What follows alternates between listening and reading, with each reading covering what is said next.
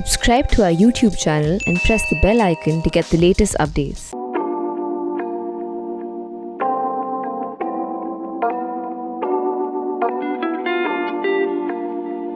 All stars die. Some burn all their fuel very rapidly and undergo stellar death very fast, and some do it a little slow.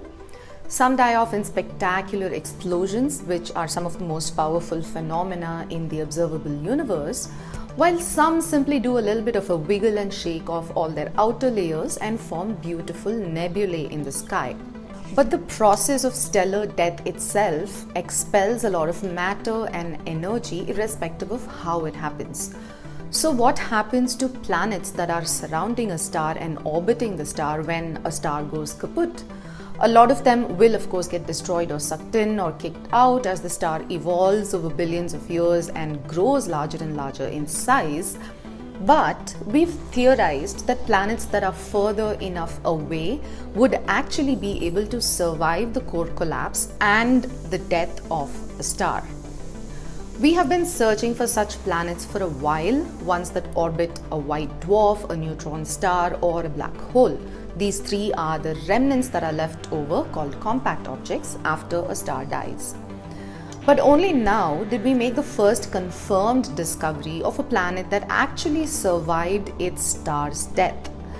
This Jupiter-like planet of comparable mass and size to Jupiter is orbiting a white dwarf at a distance that is roughly equal to the asteroid belt from our Sun. The white dwarf itself is a little over half the mass of our Sun. But how did this planet survive this star's death when the star blew out all its outer layers off in the form of a nebula? Are there other such planets in other such systems? Is this common? And what happens to our own Sun and our Earth and our Jupiter when our Sun begins to die? These are some of the questions, among others, that are answered by this new discovery, which actually took over 11 years of work before the findings were published this week. This exoplanet was first observed in what is called a microlensing event. Microlensing is a form of gravitational lensing where the gravity of an object pulls in light from other sources and bends this light so that to us on Earth, the source appears different. Either it is distorted or appears in a different location, or sometimes there can even be duplicate images of the same light source, making it seem like there are multiple copies of the exact same object in the sky. It's of course a trick of light thanks to gravity, and we can identify it. So back in 2010, astronomers observed a microlensing event which led them to realize that there was a planet which was distorting light from a background star. The event was first observed in Mount John Observatory in New Zealand and was subsequently seen by at least 20 other telescopes around the world. Astronomers realized that there is a planet, but they could not see the host star that this planet was orbiting. So then 5 years later, in 2015, the Keck Observatory in Hawaii, which has an infrared telescope, started to look for the host star.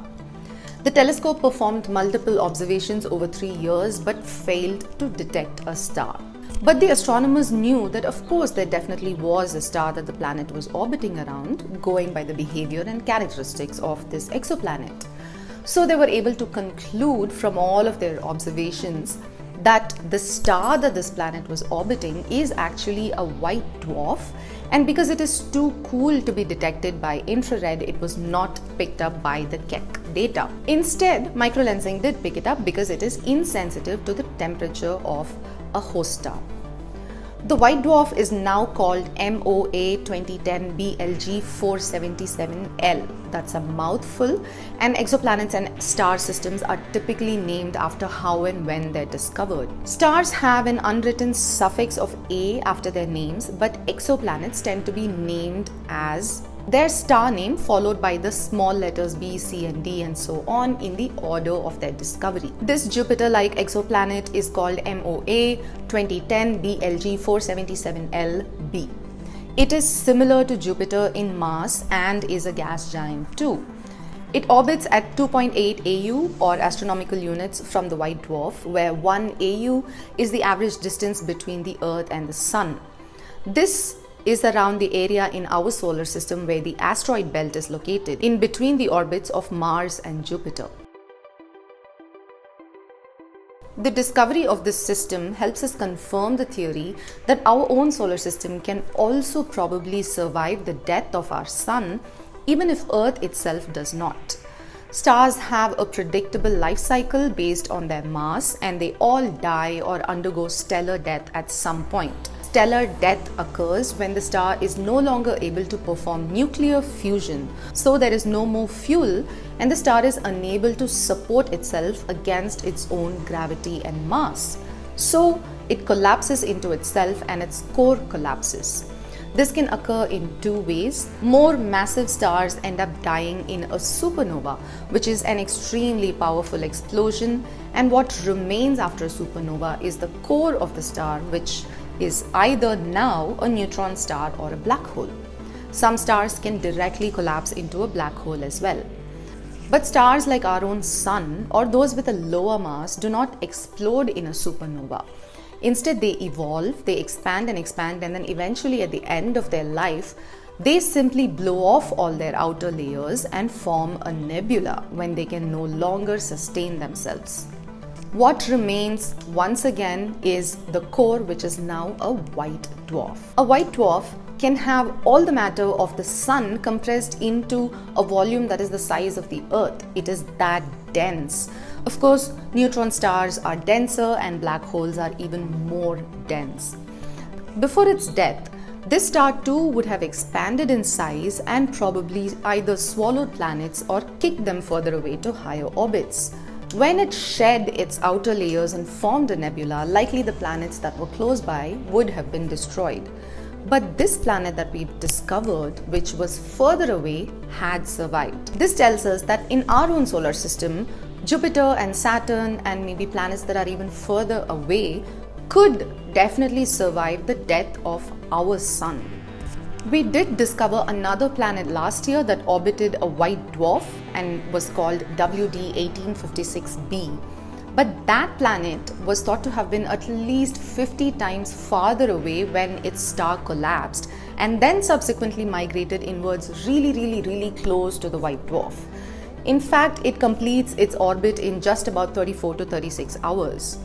But the new planet, we don't think it migrated inwards. We actually think it survived in its own orbit.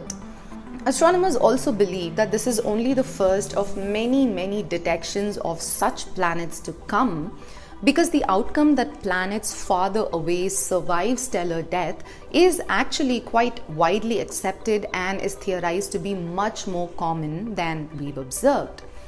As we make more of these findings, we will understand better the fate of our own planets and solar system billions of years into the future.